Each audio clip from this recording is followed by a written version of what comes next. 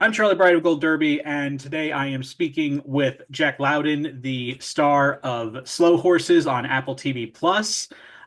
First question I wanted to ask you, Jack, is it's such a I love how this series is written and just everything that comes from that. What was your first when you first read the script for Slow Horses? What about it stood out for you the most? Its humor, first and foremost, definitely stuck out because I think, I think that all of the characters are innately miserable, which is quite fun and cynical. Um, they're all very sort of Larry David in different capacities.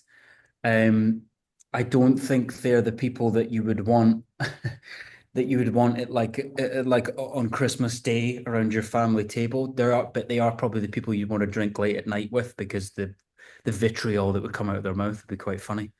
Um, so I think that in a nutshell was that all the characters were very self-obsessed and quite individualistic and very driven.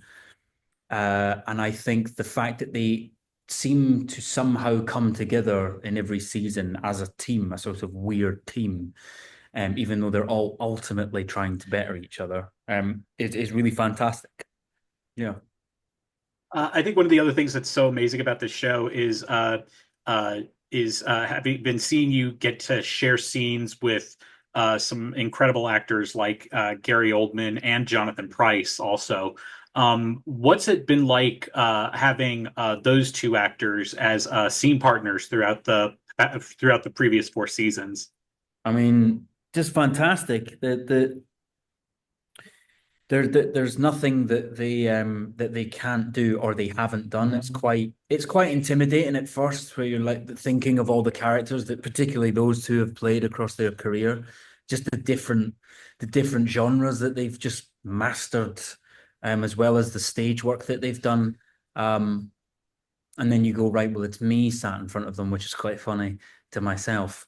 But both of them and Kristen, they're incredibly generous people who come from a theater background, so they have a great company kind of feel, and they care. They really like this project, and so they want it to be the best thing they've done, to a certain extent. And it's really wonderful to work with them. Yeah.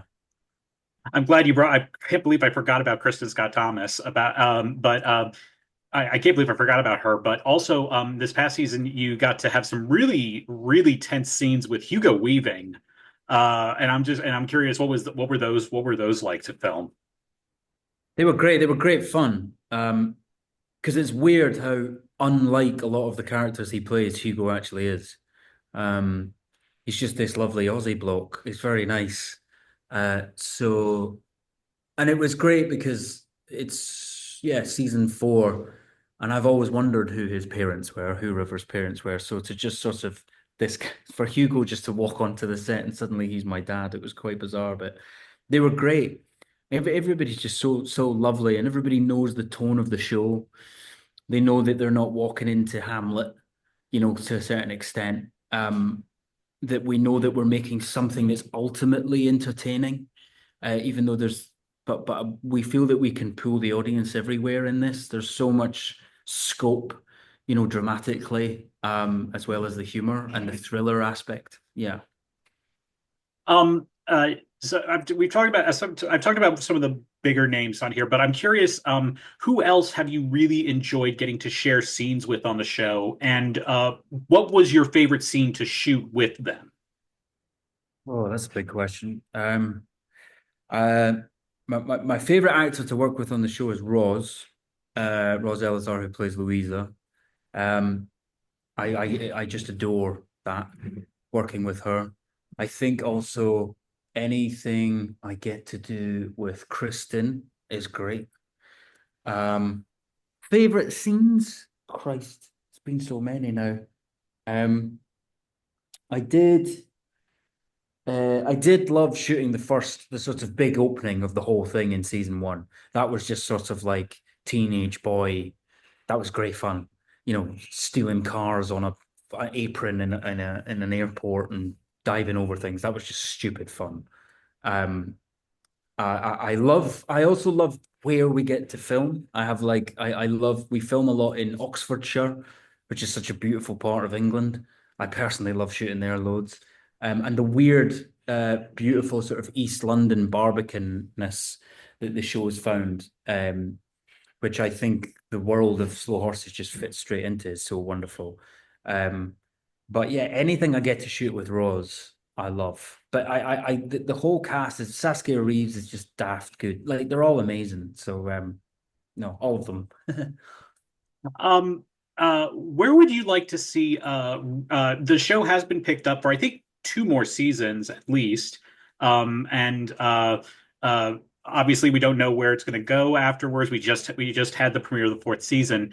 But where would you like to see River go in the upcoming seasons? I mean, I it's quite difficult because his where you leave him at the end of number four, um, it feels like one of those sort of a marquee moment in someone's life when he puts his grandfather in a home, finds out who his biological dad is. You know, in many ways, River needs a vacation, I think, or River needs a night off. Um, I would just like to see him. I'd like to see him go dancing. If you really want to know, I really want to see him on a night out dancing. I really want to see him let loose.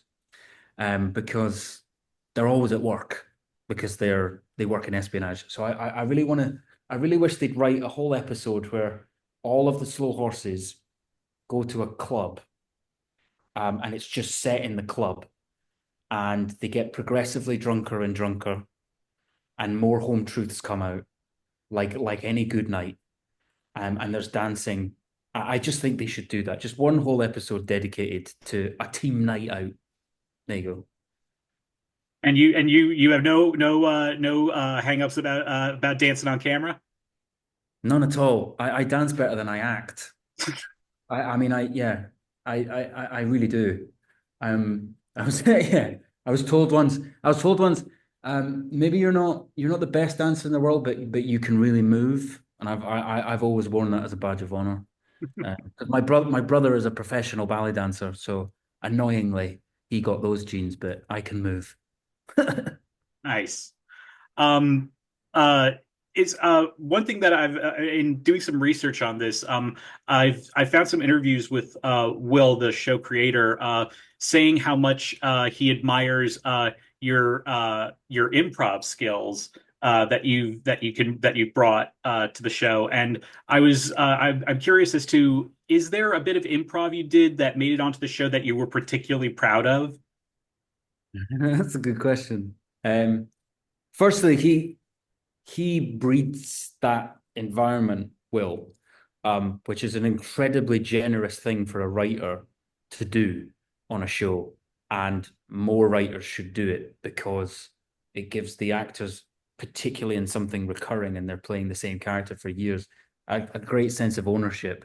Um, and Will comes from that background with Iannucci anyway. Um, there was one there's one moment that we always talk about, which is really nice. I think it was in season three. It was myself and Roz in a car, and River tries to speak to her about the fact that she's basically got PTSD from Min dying. And at the end, he tries to make her feel better. It goes wrong, and he just leans over and gives her a hug and doesn't know why he's doing it. That wasn't in the script. That was just me. I did that.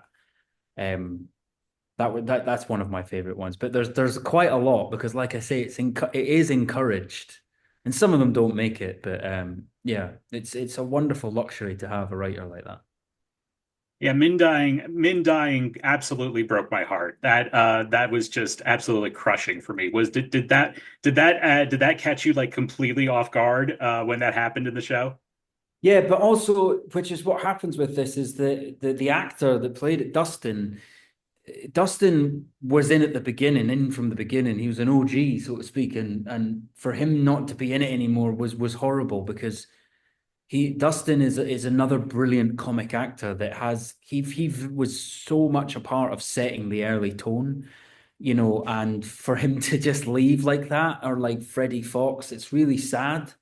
because these guys are so good. I hate when they leave. And Dustin in particular really set a lot of the tone of early Slow Horses.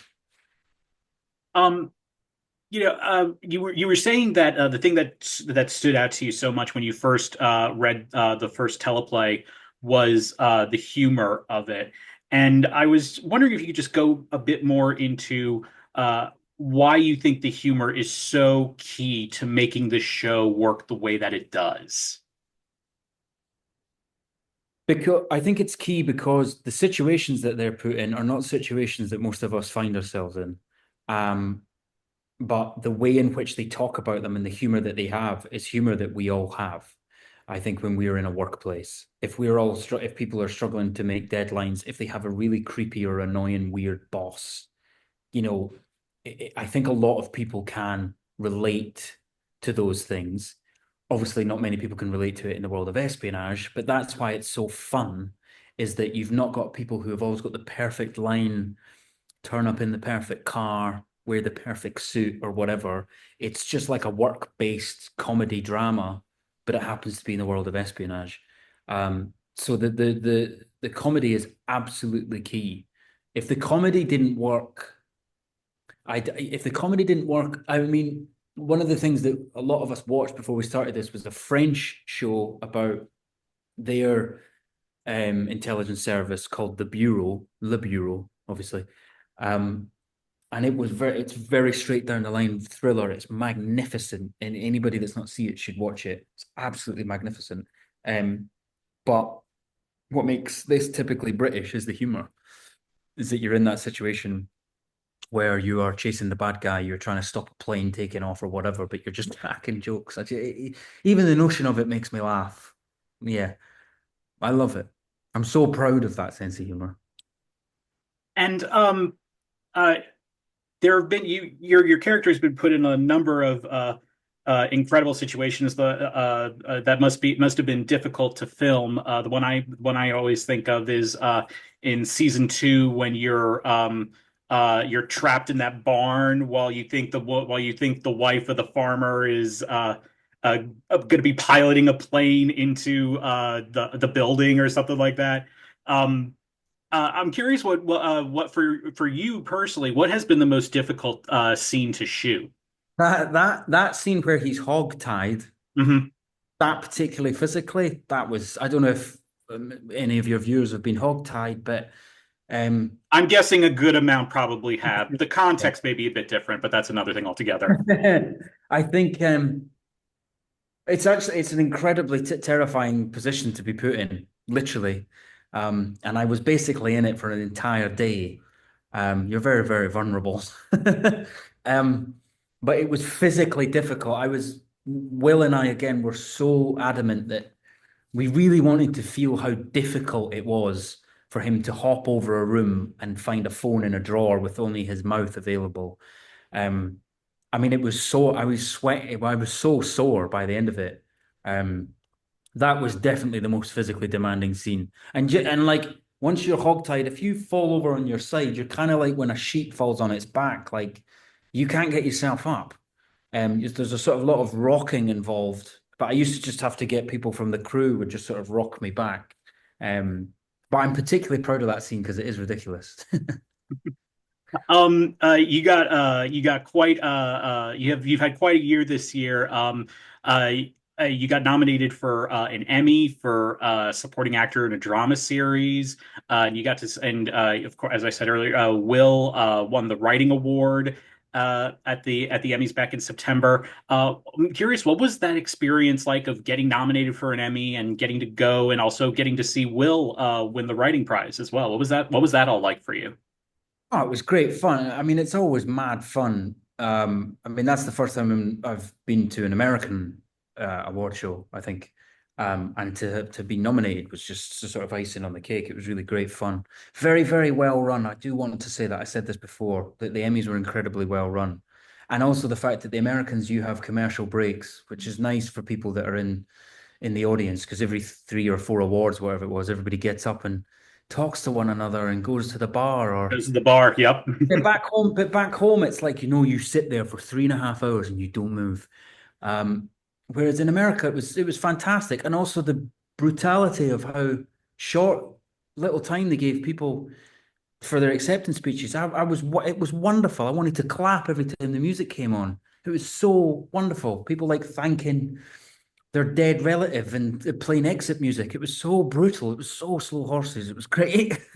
The efficiency of it was magnificent. No, it was wonderful. But to see Will win for best writing um, was just brilliant. It's all down to him. So that one we all felt really deeply, and I'm just so happy for him because the man's a genius, and I adore him. So to be there in the flesh and see him win was great. And he also probably had one of my favorite lines of the night by saying, "Just by my name, I come in peace." Yeah, I mean, but that's the brilliance of him. Yeah, he was surprisingly one of the funniest people on the night, unsurprisingly.